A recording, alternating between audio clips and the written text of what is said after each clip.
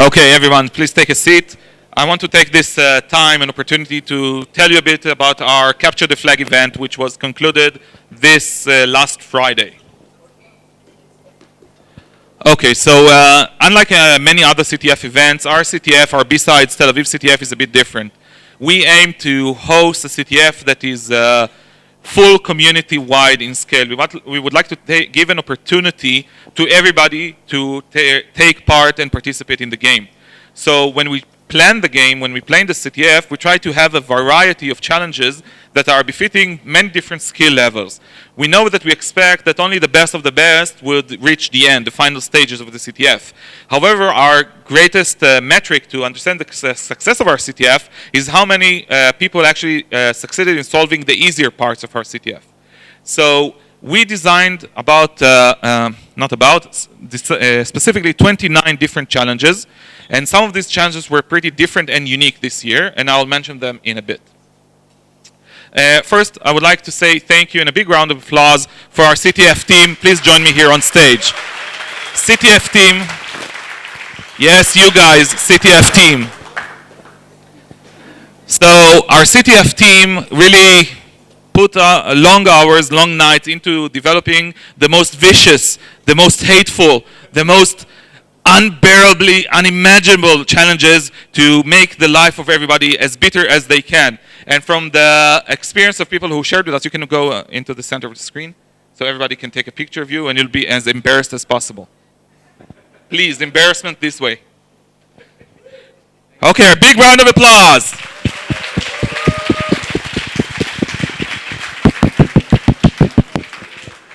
So these are the guys and girls who actually made everything happen. They invested their time, their effort, their energy, their tears, their blood into making those challenges, the great challenges that you had the chance to play. So thank you again, and I'll continue.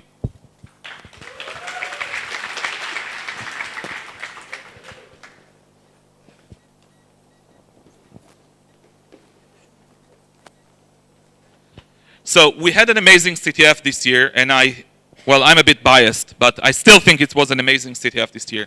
We had over 300 different teams participating in the game. And we did something a bit differently this year, which I would like to explain. We didn't limit the number of players on each team, but we wanted to encourage people to play as a team in order to share knowledge, share information, and create a more cohesive group of players among themselves. So we had teams as large as 12 or 14 different people on the same team, but we also had a team of one person. So all of them are considered teams, and all of them played, and they played very, very well. We had 29 challenges, and we structured it in a way that the CTF lasted 10 days, and in those 10 days, 19 challenges were released, and they were all open to play at the same time. So the logic behind that was that you get 9 days, not 10, 9 days to play all of the different 19 challenges. So when you get to the final day, the top three teams that scored the most will get access to a very special challenge that we designed called Magic Kingdom. And Magic Kingdom was a bit different in the world of CTFs. Usually in the CTF, you get a challenge which is kind of like a riddle. There's a specific thing to answer, or a specific riddle to answer to, and the solution to that riddle will gain you the points. So in Magic Kingdom, we did something a bit different. We hosted 3 different live Azure environments, including Active Directory and many other servers, with a jump box with credentials for specific 3 teams, so they could go inside that live environment and hack away at that live environment, using whatever tools, whatever they deemed necessary in order to make that happen. And this is a bit different because we didn't give them any preconditions or any ideas where the flags are going to be hidden. They had to explore the network to find the servers, to find the weaknesses and vulnerabilities on those servers, kind of like in a red team exercise, and then exploit them as best they can in order to reach those flags. So 9 teams were ordinary, well, kind of like ordinary CTF events, but the Magic Kingdom had 10 different flags in a hugely weird environment that most CTF players are not used to. We really took them out of their comfort zone. We had a couple of unique challenges. And when I say unique, I mean that in most CTFs that you will participate in or read about, you will not find these kind of challenges. So Before I'll give you some more information about that, our ratio. We had a lot of discussions into how many points to give into what kind of challenges, how to differentiate between the challenges, how to make sure that the easy ones are easy and the hard ones are hard. And in the end, we came up with this ratio. If we hear that they cried, and they cried a lot, that means it deserves a lot of points. And if it was easy and no tears were involved, well, it's only 100 points, nobody cares. So most of our challenges had a high score point because of this, because it caused a lot of tears, a lot of sleepless nights. And we're not sorry. The first unique challenge that I want to mention here is blockchain.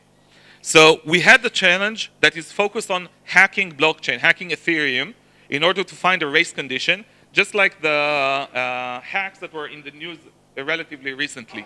So that was quite a unique challenge. You don't see that very common. Thank you very much, Nimrod, for this awesome challenge.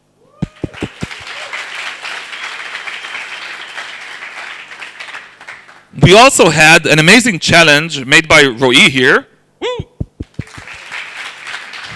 That in order to get the flag, you had to capture a file, you had to demangle it, decode it into whatever it was encoded with, and in the end you get a file, and then you had to 3D print the file in order to get the object, and on the object you would find the flag. So it was absolutely awesome and crazy.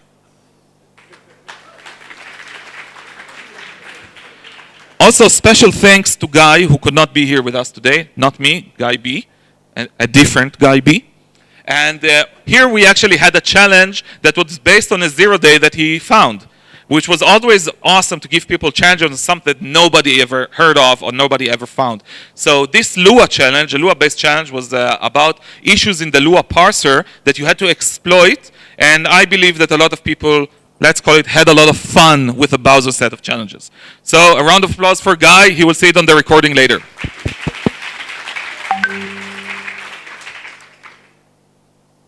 Okay, so here's a brief review of our challenges. I'm not going to go over them one by one, but we had a very large variety.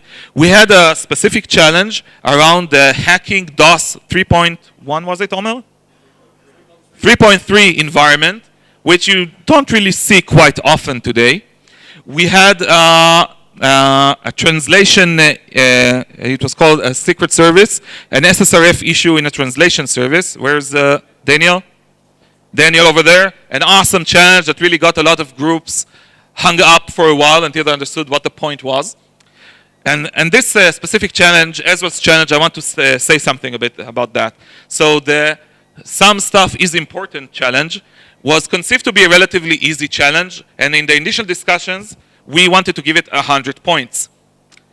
However, when people actually attempted to solve the challenge, we found that no one was able to solve it. And then only 1 or 2 were able to solve it. And then we had like 5 solves, 6 solves overall. So the idea behind this challenge was that you need to enumerate all of the different cipher suites in the SSL server that was part of the challenge.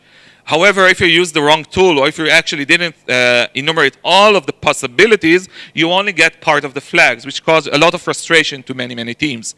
So thank you, Ezra, for an awesome challenge.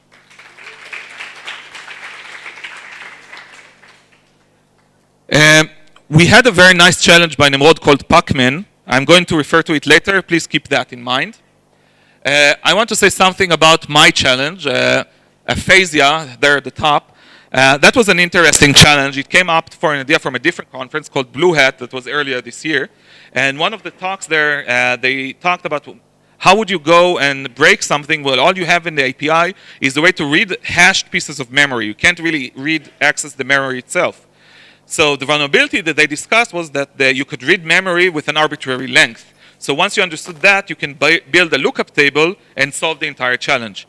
So I really love the idea. I really love the concept. I love the work that they've done. So I built a challenge around that, and that was a lot of fun. And everybody that didn't attend Blue Hat and never heard of this found this challenge to be a bit formidable. So my apologies. Okay, the challenges themselves. This very nice screen was one of the captures that some of the teams sent us where they found a vulnerability in our server. That's always nice to know when you're running a live competition that your servers are vulnerable. But also, we had a lot of communication with different teams where they had issues with connecting, issues with understanding, issues with actually conceiving who should they contact and where they should do this. But also, where they only solved part of the challenge and they weren't sure if they solved everything or just part of it. But also, we had some repeated messages with different groups, which I will not name, where 6, I think, different members of the CTF team got the same kind of messages asking, something might be wrong, please check again what you're doing. Are you sure something is wrong and isn't wrong? Please check again what you're doing. So in the end, it was still solvable the way it is, but we did find an issue with that challenge, and we issued a fix with DOS attack. We issued a fix for to clarify some issue around which emulator we used. I'll skip ahead because I'm running a bit out of time. Though there are a lot of funny things happening in the background. So here you can see one of the teams that used an emulation software in order to understand the 3D printed flag. So the resolution that they got was not high enough in order to read the flag. So they asked for a recommendation on an emulation software to solve the challenge. So that was actually pretty funny.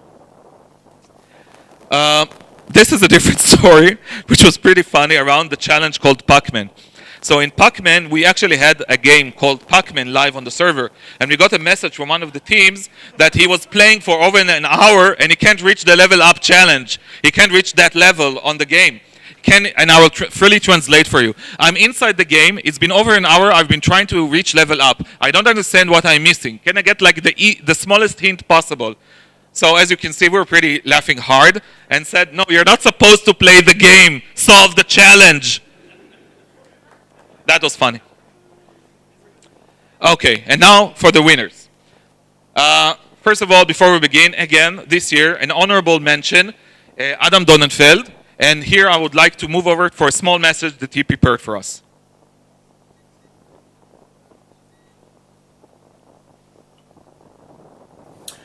Hey everyone, sorry for not showing up this year. I'm currently in Korea.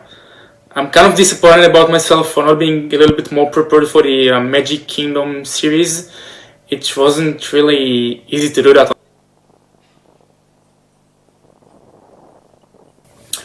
Hey everyone, sorry for not showing up this year. I'm currently in Korea. I'm kind of disappointed about myself for not being a little bit more prepared for the Magic Kingdom series. It wasn't really easy to do that.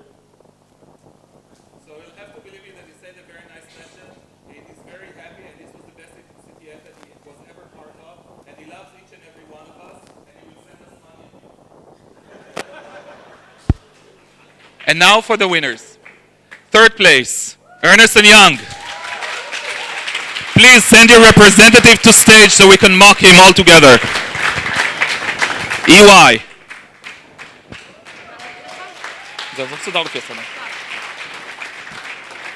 So EY had a very large team and they ruled the game up to, I think, the 8th day. And then other teams passed them by.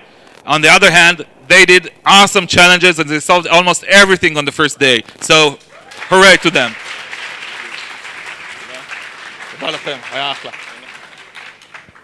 Thank you. Second place, JCTF.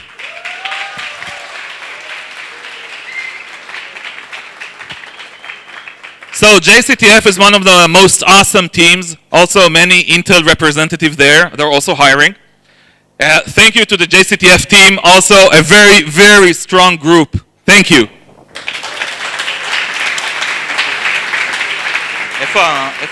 איפה הגביע שלי? כן. Okay, first place, Dan.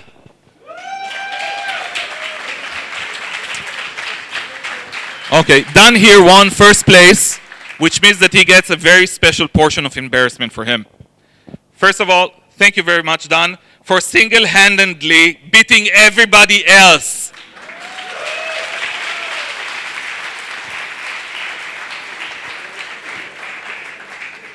So first of all, first place, you win a Switch. But the most important thing,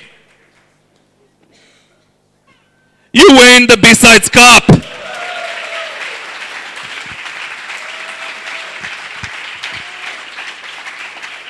Thank you. You were above awesome. Thank you. And with that, I'm wrapping up. Everybody, thank you for playing. Come join us next year, either as challenge writer or challenge players. Thank you.